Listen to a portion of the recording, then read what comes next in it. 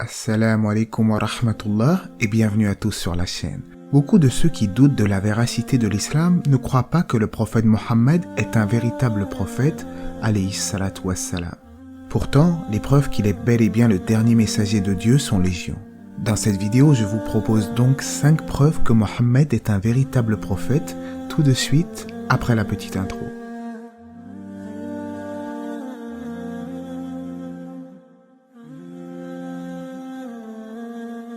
Tout comme Moïse ou Jésus, que la paix soit sur eux, le prophète Mohammed alayhi salatu wassalam a accompli plusieurs prodiges de son vivant, preuve qu'il est bel et bien un prophète de Dieu.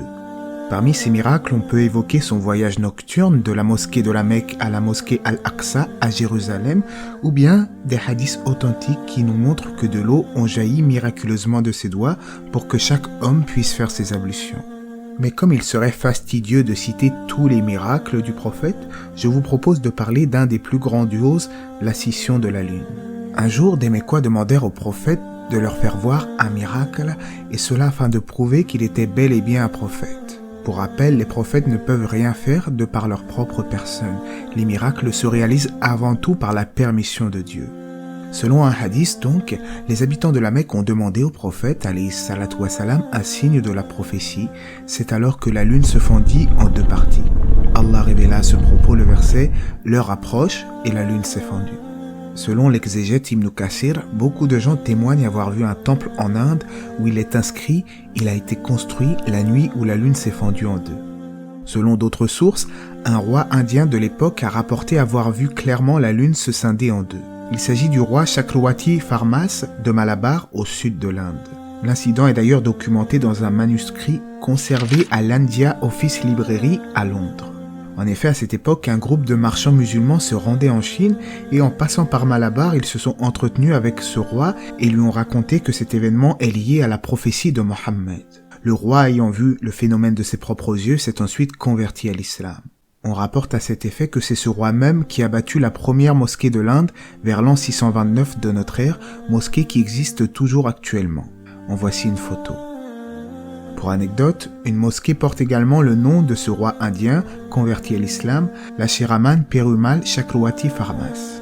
Plus contemporainement, la NASA a découvert de mystérieuses fissures à divers endroits de la surface de la Lune. Des fissures si profondes et dont les coupures sont si franches qu'aucune théorie de la physique n'a pu expliquer le phénomène. Ils ignorent encore la véritable nature de ces coupures. Il est donc très probable que cela ne soit autre que des vestiges du phénomène de la scission de la Lune ainsi que de sa ressoudure structurelle. Pour conclure, si du vivant de Moïse la mer s'est fendue en 2 parties, eh bien du vivant du prophète Mohammed, la lune s'est également scindée en 2 parties. Alors il ne s'agit pas ici de faire une comparaison, mais plutôt de dissiper quelque peu l'ignorance commune qui voudrait que le prophète Mohammed alayhi salatu wassalam n'a été pourvu d'aucun miracle, ce qui est bien sûr totalement faux. L'un des signes les plus probants de la véracité du prophète est bel et bien le Coran, la dernière révélation de Dieu pour l'être humain. Comme on l'avait déjà vu sur la chaîne, le Coran comporte une multitude de miracles en tout genre dans beaucoup de domaines complètement différents les uns les autres. L'océanologie avec le phénomène des haloclines, l'astronomie avec la théorie du Big Bang et autres découvertes en lien avec la Lune et le Soleil, l'embryologie, l'égyptologie, etc., etc. Et cerise sur le gâteau, le style linguistique inégalable du Coran.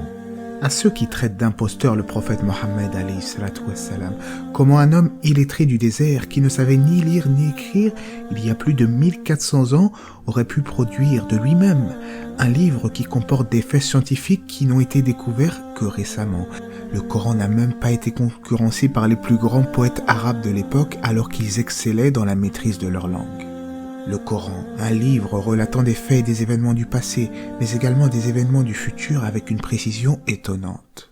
Et tout cela sans aucune contradiction. Un livre qui a été préservé et est encore aujourd'hui mémorisé par des milliers de musulmans. Tel est le miracle du Coran.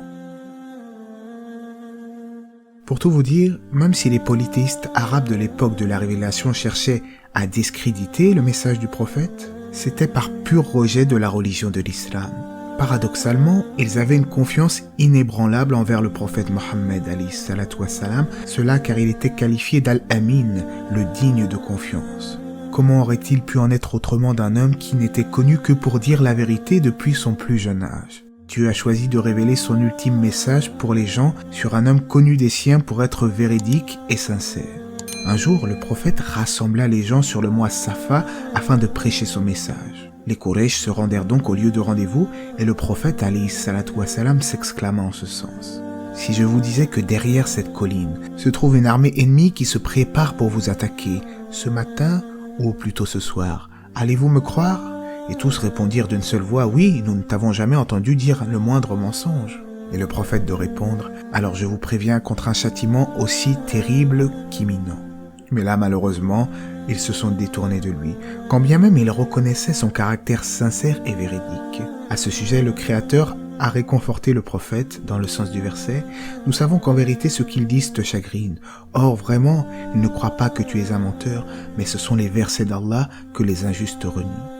Il s'agit donc bien d'une des plus grandes preuves de la prophétie de Mohammed. C'était un exemple moral à tous les niveaux, comme l'indique le Coran, et tu es certes doté d'une moralité imminente. Tout ce qu'il disait n'était autre que la vérité, et c'est d'ailleurs pour cela que beaucoup de hadiths sont en corrélation avec des faits que la science n'a découverts que récemment, comme par exemple les méfaits de boire debout, ou bien le fait qu'il est néfaste de dormir sur le ventre. Une des choses étonnantes également, c'est qu'il se trouve parfois dans le Coran des versets qui blâment le prophète alayhi salatu wa salam pour certaines de ses prises de position. Allah dit dans le sens du verset, « Il s'est renfrogné et il s'est détourné parce que l'aveugle est venu à lui. Qui te dit, peut-être cherche-t-il à se purifier. » Si vraiment le prophète était un imposteur comme certains l'avancent, il ne devrait pas y avoir le moindre verset qui irait reprocher certains de ses agissements. Bien entendu, ces petites reproches viennent de son Créateur, ce n'est pas à nous de juger et tout être humain peut parfois se tromper. En dehors de cela, le prophète est un modèle de vertu comme nous l'avons déjà vu. Comme je l'avais déjà évoqué dans ma vidéo 5 preuves que l'islam est la vérité, plusieurs versets bibliques font référence à la prophétie du prophète Mohammed alayhi salatu wa salam à sa future venue. Malheureusement, certains de nos voisins de confession chrétienne n'acceptent pas ce discours et accusent Mohammed d'être un faux prophète. Mais voyons plutôt ce que Jésus dit à ce sujet. Jésus alayhi salam lui aussi tenait des discours sur une montagne pour exhorter son peuple. Lors d'un de ces discours, il appela son peuple à la correction fraternelle, à la prière et à la méfiance à l'égard des faux prophètes en tenant cette métaphore. Un arbre bon ne peut donner des fruits mauvais, ni un arbre pourri donner de beaux fruits. Donc ici, Jésus nous explique qu'un prophète se reconnaît à ses fruits, il doit produire les meilleurs fruits. Maintenant, posons-nous la question. Le prophète Mohammed correspond plutôt à la description d'un bon fruit ou d'un mauvais fruit? N'a-t-il pas produit les meilleurs fruits avec son message? En l'espace de peu de temps, il a fait sortir les Arabes polythéistes qui n'avaient jamais reçu d'avertisseur de l'adoration des statues à l'adoration d'un Dieu unique, le Dieu d'Abraham, d'Isaac et de Jacob, de Moïse et de Jésus. À l'époque, les païens arabes enterraient les filles vivantes et se complaisaient dans toutes sortes de péchés, et le prophète est venu mettre fin à tout ça. Et si ce n'était que ça, le prophète a complètement changé la face du globe.